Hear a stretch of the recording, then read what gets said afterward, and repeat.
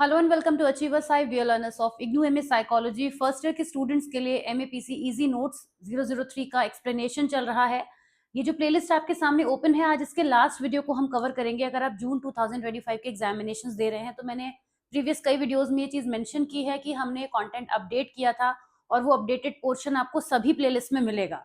यहाँ तक 7 तक जो वीडियोस थे आप देख सकते हैं। 7th मंथ अगो ये पोर्शन अपडेटेड था, तो उस टाइम पर जो नोट्स थे उनका पोर्शन है जो कि इस बार भी इंक्लूडेड है। मैं फिर से चीज रिपीट कर दे रही हूँ कि इतना पोर्शन तो प्रीवियसली इंक्लूडेड है ही, साथ ही साथ जो आपका नया पोर्शन इंक्लूड हुआ है वो आप 8th वीडियो में कवर कर चुके हैं, जो एक दिन पहले हमने अपलोड किया था। और आज लास्ट पार्ट है 9th वीडियो, जिसमें कुछ इंपॉर्टेंट टॉपिक्स हैं जो बिल्कुल भी आपको मिस नहीं करने हैं। और वो ज्यादा नहीं है तो वीडियो भी ज्यादा बड़ा नहीं होगा आज का, कुछ ही पोर्शन रह गया है, छोटे छोटे टॉपिक्स हैं। लॉन्ग वाला कोई टॉपिक यहाँ नहीं है, 6 मार्कर वाले टॉपिक्स ज्यादा रहेंगे या सी सेक्शन भी कवर हो जाएगा। तो ये जो कुछ टॉपिक है इनके संग हम शुरुआत करेंगे। पहला टॉपिक आप स्क्रीन पे देख सकते हैं, role of psychological factors in personality development. MPC 003 का ये लास्ट वीडियो है इजी नोट्स का जून 2025 के लिए, और वीडियो नंबर 9 ये है। Let me mention again and again so that आपको कोई भी कंफ्यूजन ना रहे। तो इतना पोर्शन आपको और कवर करना है। तो यहाँ पे पहले इस हेडिंग पे थोड़ा सा ध्यान देंगे क्योंकि ये हेडिंग थोड़ा सा कंफ्यूज करने वाली है। ऐसे तो आप सभी जानते हैं कि पर्सनैलिटी डेवलपमेंट को बहुत सारे जो है फैक्टर्स इन्फ्लुएंस करते हैं। एक इस साइकोलॉजी से हटाकर आप ये एक ऐसा टॉपिक है जनरली भी आंसर कर सकते हैं कि हमारी पर्सनालिटी डेवलपमेंट में कौन कौन से वो फैक्टर हैं जो अपना रोल प्ले करते हैं। ये सब आपने लाइफ के साथ में देखा, एक्सपीरियंस भी किया है, तो आप लिख सकते हैं। लेकिन यहाँ ये मेंशन कर देते हैं साइकोलॉजिकल फैक्टर। तो साइकोलॉजिकल फैक्टर जब जब हम बात करेंगे तो इसमें वो सभी एस्पेक्ट जोड़ेंगे साइकोलॉजिकल फैक्टर में जो हमारी साइकोलॉजिकल वेलबींग में कंट्रीब्यूट करते हैं। चाहे हमारा लोगों के साथ मिलना जुलना हो, सोशल कम्युनिकेशन हो, चाहे हमारे इमोशंस हो, चाहे हमारी कॉग्निटिव एबिलिटीज हो, वो सभी चीजें जो हमारी साइकोलॉजिकल वेलबींग, साइकोलॉजिकल फंक्शनिंग में कंट्रीब्यूट करेंगी, वो सभी साइकोलॉजिकल फैक्टर्स के अंदर आएंगी। तो उन सब का किस तरह से रोल होगा पर्सनैलिटी डेवलपमेंट में, ये हमें पढ़ना है। तो अब आपको क्लियर हो गया होगा कि हमें पढ़ना क्या है। Personality development is a complex process shaped by various factors, both genetic and environmental. Psychological factors in particular play a significant role in shaping how an individual's personality evolve. Psychological factor की जब हम बात करें, वैसे तो बहुत सारे factors होते हैं, एनवायरमेंटल फैक्टर्स होंगे, जेनेटिक भी होंगे, लेकिन उनका यहाँ काम नहीं है। हम बात करेंगे उन फैक्टर्स की जो इससे एसोसिएटेड है, जैसे cognitive factor, emotional factor, social factor, और इसके अलावा जो भी हमारे बिहेवियर को इन्फ्लुएंस करते हैं, जिससे हमारी पर्सनैलिटी निकल कर आती है। सबसे पहले कॉग्निटिव फैक्टर की बात करें तो कॉग्निटिव फैक्टर के अंदर एक चीज आएगी निकल के, दो टर्मिनोलॉजी आपको दिख रही है, growth mindset and fixed mindset. ये 3 मार्कर में आ सकता है, growth mindset versus fixed mindset. ठीक है, तो आप लिख लेंगे, कोई बड़ी बात नहीं है, यहाँ भी आप समझ रहे हैं, पहले भी एक्सप्लेन किया है मैंने। Cognitive processes such as perception, memory and thought patterns are crucial in personality development. इन सब चीजों का बहुत ही इंपॉर्टेंट रोल होता है। आप कैसे चीजों को परसीव करेंगे, राइट? आपका परसेप्शन अगर बहुत नेगेटिव है तो आपकी पर्सनैलिटी नेगेटिवली डेवलप होगी। अगर आप चीजों को मेमोराइज करके रखते हैं तो आप अपनी उस स्टोर्ड नॉलेज को कहीं यूज कर सकते हैं। जरूरत पड़ने पर आपके पास एक बैकअप होगा जिसको आप जरूरत पड़ने पर इस्तेमाल करेंगे। तो जाहिर सी बात है आउट ऑफ द क्राउड दिखेंगे। आपके थॉट प्रोसेसेस कैसे हैं, थॉट्स का पैटर्न कैसा है, इन चीजों से भी आपकी पर्सनैलिटी पर फर्क पड़ता है। तो ये सब चीजें आपकी पर्सनैलिटी पे इम्पैक्ट डालते हैं। The way an individual perceives and interprets the world affects how they respond to experience and situation. तो जब भी हम जिस तरह से भी सिचुएशंस को रिसीव करेंगे, जिस तरह भी किसी बात को परसीव करेंगे, जाहिर सी बात है हमारा उस पर निकल के जो रिफ्लेक्शन आएगा ना, एटीट्यूड आएगा, वो भी उसी तरीके से होगा। जैसा हम सोचेंगे वैसे ही हम बिहेव करेंगे। ग्रोथ माइंडसेट के जो लोग होते हैं, ग्रोथ माइंडसेट वो कहलाता है कि the believe that abilities can be developed through effort are more likely to exhibit resilience, optimism and a willingness to take on challenges. Growth mindset ये कहता है कि जो भी एबिलिटीज होती हैं, जो एफर्ट्स के थ्रू डेवलप की जा सकती हैं, उन एबिलिटीज की वजह से पर्सन बहुत ज्यादा ऑप्टिमिस्टिक होता है। अब जाहिर सी बात है, ग्रोथ माइंडसेट की बात हो रही है तो कुछ ग्रो करने की बात होगी, कुछ पॉजिटिव चीजों की बात होगी। तो हम किसी भी पर्सन में resilience, optimism, willingness to take on challenges, willingness to adapt to new environment, ये सब चीजें देखेंगे। ओपननेस टू न्यू एक्सपीरियंसेस, ये सब देखेंगे जिसका ग्रोथ माइंडसेट होगा। जो ग्रो करने का सोचेगा ना, उसके बातों में, उसके थॉट्स में, उसके चीजों को एग्जीक्यूट करने के तरीकों में भी डिफरेंस दिखने को मिलेगा। तो ये उनकी कैरेक्टरिस्टिक्स हो जाती हैं। फिक्स्ड माइंडसेट में develop a personality characterized by self doubt और fear of failure. Fix mindset में क्या होता है, वो कहीं ना कहीं जो ग्रोथ माइंडसेट वाले लोग होते हैं उनसे थोड़ा सा नीचे हम उन्हें कंसीडर करके चलते हैं। उसका रीजन ये है कि वो जो चीजें हैं ना उसी में वो एडजस्टेड हैं, वो ओपननेस टू न्यू एक्सपीरियंस नहीं होते हैं, वो नई चीजों पे रिस्क नहीं लेना चाहते, किसी काम को करने से इस तरह से बचेंगे कि जो है वही बेस्ट है, वही बेटर है। तो ऐसे में हमें फिक्स माइंडसेट वाले लोग देखते हैं, ये बहुत सेटिस्फैक्टरी नेचर के होते हैं। ऐसा नहीं है कि फिक्स माइंडसेट होना बुरा है, ये बहुत सेटिस्फैक्टरी नेचर के होते हैं, जहाँ पे ग्रोथ माइंडसेट वाले हमें बिल्कुल भी जल्दी सेटिस्फाइड नहीं दिखेंगे। They are always eager to have more, always eager to learn more, हर चीज को ज्यादा से ज्यादा पाने की कोशिश इनकी रहती है। लेकिन फिक्स माइंडसेट वाले जो है उसमें बहुत खुश रहते हैं, तो एक तरीके से हैप्पीनेस का लेवल इनका हाई ज्यादा होता है। और कुछ चीजें इनमें ऐसी भी होती हैं क्योंकि कॉन्फिडेंस की उस लेवल पर नहीं, कह सकते कमी होती है, कॉन्फिडेंस उस लेवल पर नहीं होता है कि कुछ नया कर पाए, तो कभी कभी सेल्फ डाउट भी देखने को मिलेगा, हमेशा मिलेगा बिल्कुल जरूरी नहीं है। इन्हें फेलियर का फियर रहता है, तो जिनको भी फेलियर का फियर रहेगा वो नया करने से डरेंगे, तो ऐसे लोग फिक्स माइंडसेट में आते हैं। Cognitive patterns such as self-talk, internal dialogues, and the interpretation of past events contribute to the formation of core beliefs about oneself and others, which strongly influence personality trait like self-esteem and confidence. जो दो type के mindset हमने पढ़े, आप खुद ही सोचिए इस बात को कि क्या ये दोनों दोनों टाइप के जो माइंडसेट है, इन्हीं में से दो में तो हर पर्सन आता है, कोई इसमें इस कैटेगरी में फॉल होगा या कोई इसमें फॉल होगा, इसके अलावा तो कुछ नहीं है। तो आप खुद ही सोचिए कि उनकी जो पर्सनैलिटी होगी वो उस हिसाब से होगी।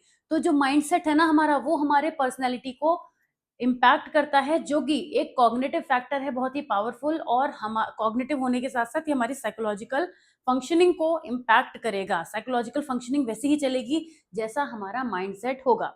ऑलराइट, तो ये एक पॉइंट यहाँ पे कंप्लीट हो जाता है कॉग्निटिव फैक्टर्स का। अब आते हैं इमोशनल फैक्टर।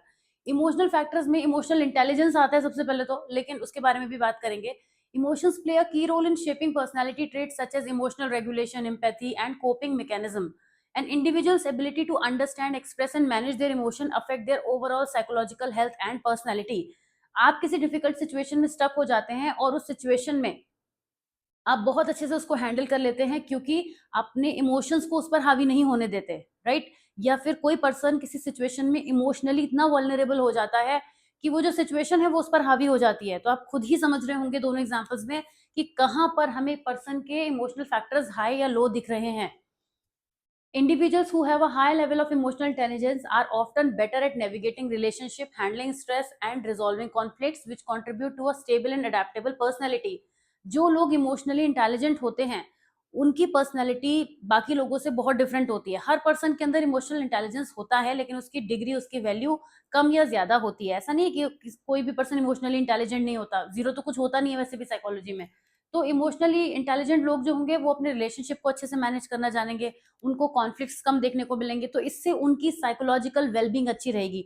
जितना हम इमोशनल स्टेट अपनी अच्छी रख पाएंगे उतनी ही अच्छी हमारी साइकोलॉजिकल वेलबींग रहेगी। जो एक साइकोलॉजिकल फैक्टर इसी तरीके से यहाँ पे बन जाएगा इमोशनल फैक्टर भी, कि ये किस तरीके से हमारी पर्सनैलिटी को डेवलप करने में कॉन्ट्रीब्यूट करेगा। On the other hand, individuals who struggle with emotional regulation may develop personality traits such as impulsivity, anxiety, aggression. आपने देखा ना, कुछ लोग बहुत जल्दी ब्लास्ट हो जाते हैं, लेकिन कुछ लोगों में बहुत पेशेंस होता है। कुछ लोग जो होते हैं वो एग्रेसिव होके कुछ ऐसा स्टेप ले लेते हैं, फिर बाद में बैठ के रिग्रेट करते हैं। तो हर तरह की पर्सनैलिटी हमें देखने को मिलती है और वो बिल्ड होती है जिसमें हमारा इमोशनल इंटेलिजेंस काम करता है। The attachment style formed in early childhood also play a significant role in emotional development and personality.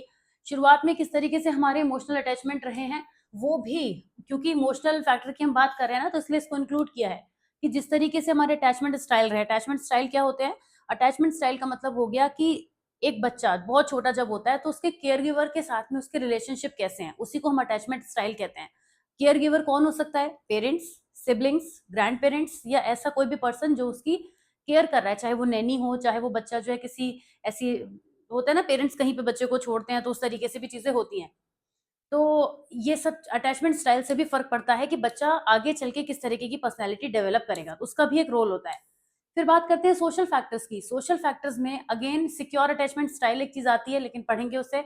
Social factor में बहुत सारी चीजें हो जाती हैं कि हमारा फैमिली एनवायरनमेंट, हमारा पीयर के साथ में हमारा relationship, cultural influences, societal expectation, इन सब से भी पर्सनैलिटी बिल्ड होती है, तो ये भी एक फैक्टर है। पर ये साइकोलॉजिकल फैक्टर कैसे है? क्योंकि जिस तरीके के रिलेशनशिप हमारी लाइफ में चलेंगे, जैसा फैमिली एनवायरनमेंट हम देखेंगे, जो कल्चर का हम पर इन्फ्लुएंस होगा उस तरीके से हमारी मेंटल हेल्थ भी डेवलप होगी, और अगेन सोशल फैक्टर जो है वो इस तरीके से एक साइकोलॉजिकल फैक्टर बन जाते हैं। For example, children who experience supportive, nurturing relationship with caregivers are more likely to develop a secure attachment style. उनका जो attachment style होगा वो secure होगा क्योंकि उनको बहुत प्यार और केयर मिली है। In contrast, children who face neglect or abuse may develop personality traits such as distrust or low self worth. ऐसे बहुत से स्टूडेंट्स होते हैं, बच्चे होते हैं, सॉरी, बहुत सारे ऐसे बच्चे होते हैं। मैंने अभी ये वाला same topic MPC 013 clinical psychology में भी एक्सप्लेन किया था कि ऐसे कई सारे बच्चे होते हैं जिनको पेरेंट्स बचपन में बहुत नेग्लेक्ट कर देते हैं due to their work commitments और कुछ भी और चीज़ें होती हैं। तो उस टाइम पर बच्चों को जो नर्चरिंग चाहिए, जो प्यार केयर चाहिए वो नहीं मिलती, तो वो अपने पेरेंट्स के साथ एक hostile behaviour, aggressive behaviour develop कर लेते हैं और पेरेंट्स के टुवर्ड्स उन्हें इतना प्यार फील नहीं होता, जिसकी वजह से उनके अंदर डिस्ट्रस्ट डेवलप हो जाता है, लो सेल्फ वर्थ वो फील करते हैं और लेटर ऑन लाइफ में वो चीज़ उनके साथ हमेशा उनकी पर्सनैलिटी का पार्ट बनी रहती है, चलती रहती है। Peer interaction also helps shape aspects of personality such as social skill, communication, self-image. Moreover, cultural norms and societal value जो होते हैं हमारे ट्रेड डेवलपमेंट में बहुत ज़्यादा हेल्प करते हैं। तो इस तरीके से सोशल फैक्टर भी अपना रोल प्ले करते हैं। मोटिवेशन और गोल्स, हर पर्सन की लाइफ में कोई ना कोई मोटिवेशन तो होता है, चाहे उसे बाहर से वो मिले, चाहे वो इंटरनली हो। तो अगर एक्सट्रिंसिक मोटिवेशन है यानी आउटसाइड फोर्सेस से मिल रहा है, तो भी वो मोटिवेशन उसके लिए उसको एक साइकोलॉजिकल फैक्टर बनेगा, उसकी पर्सनैलिटी को डेवलप करेगा। इंटरनली मिल रहा है तो बहुत अच्छी बात है, अगर इंटरनल मोटिवेशन रहे किसी पर्सन के अंदर तो उसको एक्सटर्नल की जरूरत भी नहीं पड़ती है। Motivational factors such as intrinsic motivation और extrinsic motivation influence personality by guiding behavior and goal setting. People who are motivated by intrinsic factor tend to develop personality trait. उनके अंदर क्यूरोसिटी, परसिस्टेंस, क्रिएटिविटी, जब अंदर से हमें push मिलता है ना, हमें ये करना चाहिए, जब हम खुद ही चाहेंगे ना किसी काम को करना, तो उससे अच्छा मोटिवेशन कुछ नहीं है। लेकिन कोई हमें फोर्सफुली कहे और उस थोड़े टाइम के लिए हम उसको करना चाहें और फिर हमारा मन ना करे, एट लास्ट तो इंट्रिंसिक ही होता है जो आपको फॉरवर्ड लेके जाता है। जितने भी सक्सेसफुल लोग आपको दिखेंगे ना दुनिया में, उनके अंदर इंट्रिंसिक मोटिवेशन बहुत हाई होता है। उनकी खुद से डिजायर होती है चीजों को करने की, उन्हें किसी को पुश नहीं करना पड़ता, मतलब किसी और को उन्हें पुश नहीं करना पड़ता। ओके, बल्कि वही आपको दूसरों को मोटिवेट करते हुए, मोटिवेशनल लेक्चर्स देते हुए दिख जाएंगे। Personal goals and aspirations also shape identity and self concept, contributing to the development of personality traits over time. तो कंक्लूड करेंगे हम यहाँ पे कि साइकोलॉजिकल फैक्टर्स, चाहे वो हमारे कॉग्निटिव प्रोसेसेस हो, इमोशनल एक्सपीरियंसेस हो, सोशल इंटरेक्शन, मोटिवेशन, कुछ भी हो, ये सभी चीजें मिलकर पर्सन की पर्सनैलिटी को डेवलप करती हैं। और कैसे करती हैं ये आपने देखा। आते हैं नेक्स्ट टॉपिक पे, which is neuro physiological basis of traits and types. दो बातें हैं, neuro psychological basis and neuro physiological basis. तो एक तो स्पेलिंग देख के भी ना जल्दबाजी में एग्जामिनेशन में इतना प्रेशर होता है दिमाग पे, तो कई बार नहीं ध्यान देते हैं, तो बहुत ध्यान से देखिएगा। It is neuro physiological basis, traits और टाइप के न्यूरो फिजियोलॉजिकल बेसिस क्या है। आपने बहुत सारी ट्रेड थ्योरीज पढ़ी हैं, तो आपको ये पता है कि पर्सनैलिटी को इम्पैक्ट करते हैं ट्रेड्स, हमारे ट्रेड से हमारी पर्सनैलिटी डेवलप होती है, बिल्ड होती है।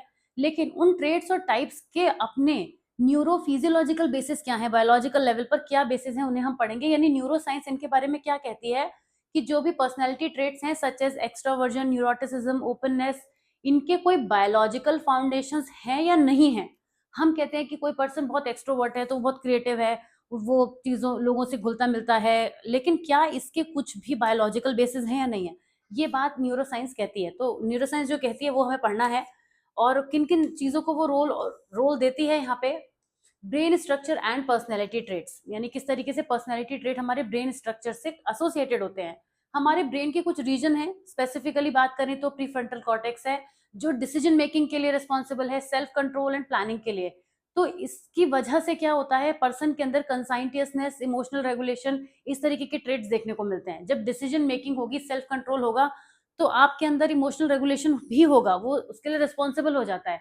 एमेगडाला जिसकी बात करते हैं, ब्रेन में एग्जिस्ट करता है, which processes emotions like fear and aggression, is often associated with neuroticism and impulsivity. तो ये इसके लिए रिस्पॉन्सिबल हो जाता है।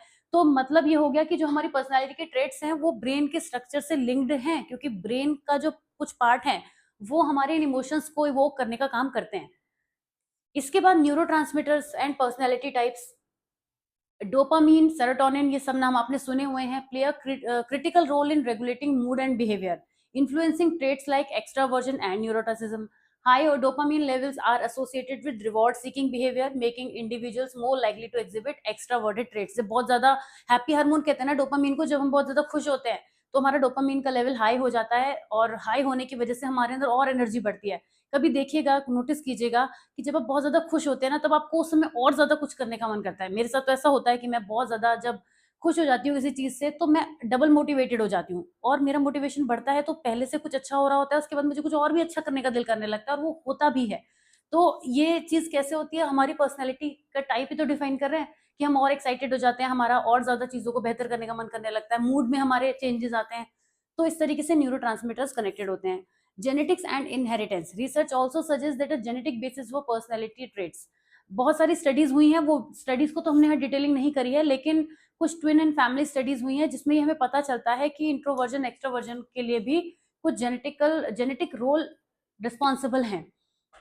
अच्छा, ये होता भी है कि जो जो भी हमें जेनेटिकली ट्रेट रिसीव होते हैं, वो आप देखेंगे कि जो ट्रेट्स पेरेंट्स में होते हैं वो ऐसे कुछ ट्रेट्स बच्चों में भी होते हैं। तो ये चीजें जेनेटिकली रिसीव होती हैं। तो अगर हम इसे कंक्लूड करें तो हमने देखा कि ये कुछ 3 टॉपिक थे, जिनको 3 टर्मिनोलॉजी थी, जिन्हें हमने एसोसिएट किया कि कैसे हमारे जो ट्रेट्स या टाइप्स पर्सनैलिटी के होते हैं, उनके न्यूरो फिजियोलॉजिकल बेसिस होते हैं। नेक्स्ट है हमारा कि वो कौन कौन से क्राइटेरिया हैं किसी भी साइकोलॉजिकल असेसमेंट को टेस्ट करने के लिए। Criteria of testing and measurement in psychological assessment, बहुत सिंपल क्वेश्चन है ये, आप इसके सारे टॉपिक पहले पढ़ चुके हैं, तो मैं आपको समराइज करूंगी बहुत अच्छे से कि जब भी हम कोई साइकोलॉजिकल असेसमेंट करते हैं तो किन चीजों का हमें ध्यान रखना है, यानी साइकोलॉजिकल टेस्ट के स्टैंडर्ड्स क्या होते हैं। अब मैं हमेशा ये चीज कहती हूँ कि नोट से आपको ये फायदा मिलता है कि अगर आप समझ रहे हैं ना कि वो टॉपिक क्या कह रहा है, तो लैंग्वेज भी बदल जाएगी ना, तो भी आप आंसर लिख सकते हैं। यानी कि अगर आपके सामने ये क्वेश्चन बदल जाए, what are the basis of testing and measurement in psychological assessment, what are the standards to be followed while doing a psychological assessment, ये तो बिल्कुल डिफरेंट है स्टेटमेंट, लेकिन आंसर यही आएगा। तो क्या क्या क्राइटेरिया होता है जो हमें साइकोलॉजिकल असेसमेंट में फॉलो करना होता है। सबसे पहले हमें ये देखना है जो हमारा टेस्ट है यानी असेसमेंट है, ओके, कोई भी जो असेसमेंट है वो रिलायबल होना चाहिए, उसमें रिलायबिलिटी होनी बहुत जरूरी है। तो रिलायबिलिटी आपको पता है कि डिफरेंट टाइप होते हैं, ज्यादा डिटेलिंग नहीं करेंगे आप इसमें, क्योंकि आपको यहाँ पे आप उसको एज अ कैरेक्टरिस्टिक मेंशन कर रहे हैं यहाँ पे। तो हमें पता है कि जो हमारा टेस्ट है या असेसमेंट है उसके अंदर कंसिस्टेंसी होनी चाहिए रिजल्ट्स की, और रिलायबल टेस्ट जो होगा वो सिमिलर रिजल्ट्स देगा डिफरेंट कंडीशन, सिमिलर कंडीशंस में रिपीट किए जाने पर। टाइप्स ऑफ रिलायबिलिटी में हम ये कुछ भी टाइप की रिलायबिलिटी हो सकता है हमें टेस्ट करनी पड़ जाए, वो तो हमारे असेसमेंट पर डिपेंड करेगी। तो ये टाइप होते हैं। फिर आता है वैलिडिटी, वैलिड भी होना चाहिए, वही सब बातें हैं कि नॉर्म्स होने चाहिए, स्टैंडर्डाइज्ड होना चाहिए, ऑब्जेक्टिविटी होनी चाहिए, वही बातें हैं, बस उसको थोड़ा इलेबोरेट किया है based on the length of the answer. तो ये तो आप पहले पढ़ चुके हैं कि वैलिडिटी से क्या होता है, whether a test truly measures what it is intended to measure, कि जिस काम के लिए उस टेस्ट को बनाया गया कि वही चीज उससे हमें मिल रही है। डिफरेंट टाइप की वैलिडिटी होती है जो आप मेंशन कर देंगे, आप ऑलरेडी जानते हैं। देन स्टैंडर्डाइजेशन, स्टैंडर्ड्स होने चाहिए टेस्ट के, असेसमेंट के रूल्स उसके फॉलो होने चाहिए। तो जो टेस्ट है वो स्टैंडर्डाइज होना चाहिए, उसके नॉर्म्स रूल्स फॉलो होने चाहिए। ऑब्जेक्टिविटी होनी चाहिए, ऐसा नहीं है कि आज हम अप्लाई कर रहे हैं तो कुछ और रिजल्ट, फिर कोई दूसरा कर रहा है तो कुछ और, ऐसा नहीं होना चाहिए। ऑब्जेक्टिविटी उसमें होनी चाहिए, डिटेलिंग ओपन एंडेड नहीं होना चाहिए। सेंसिटिविटी एंड स्पेसिफिसिटी, इसमें क्या होता है कि साइकोलॉजिकल असेसमेंट जो होते हैं उसमें सेंसिटिविटी का मतलब होता है कि किसी पर्सन में जो कंडीशन को हम फाइंड आउट करने की कोशिश कर रहे हैं वो उसको उसी तरीके से फाइंड आउट कर पाए, वो ही चीज फाइंड आउट कर पाए। While specificity ensures it correctly identifies those without the condition, जिस चीज के लिए हम टेस्ट कर रहे हैं ना, वो इधर और वाली सिचुएशन कि जो हमें चाहिए अपने टेस्ट में से वो हमें मिल रहे हैं और वो हमें नहीं मिल रहे हैं, दोनों बातें इसमें कवर हो जाती हैं। तो समराइज कर देंगे, आप किसी भी तरीके से इसको लिख सकते हैं, शॉर्ट सा क्वेश्चन था ये। Next is administration and scoring of Rorschach test. तो पहले भी आपने पढ़ा है ये, वैसे मैंने क्लिनिक काउंसलिंग में शायद पढ़ाया है, काफी सारे इजी नोट्स का एक्सप्लेनेशन एक साथ चल रहा होता है, तो कभी कभी मैं कंफ्यूज हो जाती हूँ कि मैंने किस में क्या पढ़ाया है, क्योंकि सारी चीजें कहीं ना कहीं लिंक तो होती हैं। फिलहाल मैं अभी बिल्कुल मान के चल रही हूँ स्क्रैच से कि आप नहीं जानते, थोड़ा कवर करूंगी उस पोर्शन को। Administration and scoring of Rorschach test, तो आप अपने आंसर में चाहे 2 ही लाइन मेंशन करें, रोरशा टेस्ट के बारे में जरूर लिखेंगे, डायरेक्ट मत शुरू कर दीजिएगा। ठीक है, रोरशा ब्लड टेस्ट क्या है, एक प्रोजेक्टिव असेसमेंट टूल है जिससे पर्सनैलिटी का असेसमेंट किया जाता है। ये एक इनडायरेक्ट वे ऑफ असेसमेंट होता है, इसके थ्रू हम पर्सन के अनकॉन्शियस में छुपी हुई चीजों को निकाल सकते हैं, प्रोजेक्टिव टेक्निक है क्योंकि, और हिडन थॉट्स फीलिंग्स डिजायर्स को यहाँ पे बाहर निकाला जा सकता है। यहाँ पे 10 ब्लॉट इमेजेस होती हैं जिसको हर पर्सन को दिया जाता है, और वो पर्सन उस हर इमेज में देखकर बताता है कि उसको क्या उस इमेज में दिख रहा है और क्या दिख रहा है के अलावा क्यों दिख रहा है की भी बात होती है, जो हम अभी एडमिनिस्ट्रेशन में और स्कोरिंग में बात करेंगे। सबसे पहले रोडशा टेस्ट को एडमिनिस्टर करते हुए हम उसको एक्सप्लेन करेंगे, जिस पर्सन के सामने ऐसे उठा के नहीं रख देंगे कि भाई देखो और बताओ क्या चल रहा है। उसको एक्सप्लेन किया जाएगा कि ये जो टेस्ट है, ये टेस्ट क्या है और आपके साथ हम इसको अप्लाई करने जा रहे हैं। तो जो भी हमें रैपो फॉर्मेशन करनी होती है वो इंट्रोडक्शन में हो जाती है। The individual is encourage to share whatever comes to mind. उनको बताया जाता है कि आप बिल्कुल कंफर्टेबल होकर रहिए, आपको जो भी दिख रहा है आपको वो फ्री माइंड होकर बताना है, बिल्कुल भी ये नहीं सोचना है कि आपकी किसी भी आंसर के लिए आपको कोई जजमेंट किया जाएगा। तो नॉन जजमेंटल वाला बिहेवियर उसके संग फॉलो किया जाता है। उसको ये भी बताया जाता है कि आप कुछ भी बताएंगे वो रॉन्ग और राइट की कैटेगरी में नहीं है, आप जो बताएंगे सब सही है, वो आपका थॉट है उसके पीछे। और बहुत ज्यादा कुछ नहीं बताना है वरना वो समझ जाएगा कि फिर सोशल डिजायरेबिलिटी भी मैं कर सकता हूँ। तो ज्यादा स्मार्ट नहीं बनना है वहां पे, हमें बस उतना ही इंट्रोडक्शन में उसको बताना है जितने हमारे रूल्स में नॉर्म्स में होता है। फिर हम कार्ड्स प्रेजेंट करना शुरू करेंगे। 5 black and white, 2 with black and red and 3 in colour. Her card को दिखाया जाता है और उससे पूछा जाता है कि वो इन ब्लॉट में क्या देख रहे हैं। जो भी वो देख रहे हैं वो हम नोट करते जाते हैं। ये हमारे एडमिनिस्ट्रेशन का ही पार्ट होता है कि हम उस चीजों को नोट कर रहे हैं। रिस्पॉन्स रिकॉर्डिंग, जिस जिस तरीके से पर्सन ने आंसर दिया है वैसे ही वर्बेटिम में रिकॉर्ड किया जाता है। कोई भी एडिशनल कमेंट उसने दिया है, कुछ भी स्पेसिफिक बात स्पेशल बताई है, हर चीज को नोट किया जाता है। और साथ में ये भी पूछा जाता है कि आप और क्या देख रहे हैं। उसको डिटेलिंग में जाने का मौका देते हैं, एक्सप्लेन करने का मौका देते हैं। उसके संग हम बांध के नहीं रखेंगे कि वो लिमिट में बोले। इसके बाद जब हमारे पास डिटेल्स इकट्ठे हो जाते हैं तो हम उसकी स्कोरिंग करते हैं। हम ये सब चीजों पर फोकस करते हैं कि कैसे कैसे ये जो एक्सनर्स कॉम्प्रिहेंसिव सिस्टम है इसकी हेल्प से इसका वैल्यूएशन होता है। अब वो तो एक डिटेलिंग अलग हो जाएगी कि वो कैसे होता है, लेकिन फिलहाल स्कोरिंग में हम लोकेशन पे ध्यान देते हैं कि इंक ब्लॉट में इंक ब्लॉट में पर्सन ने किस चीज पे ज्यादा फोकस किया। तो पूरी इमेज पे किया, किसी स्पेसिफिक डिटेल पे किया, किसी पार्ट को देखा, ये सब हम फोकस करते हैं।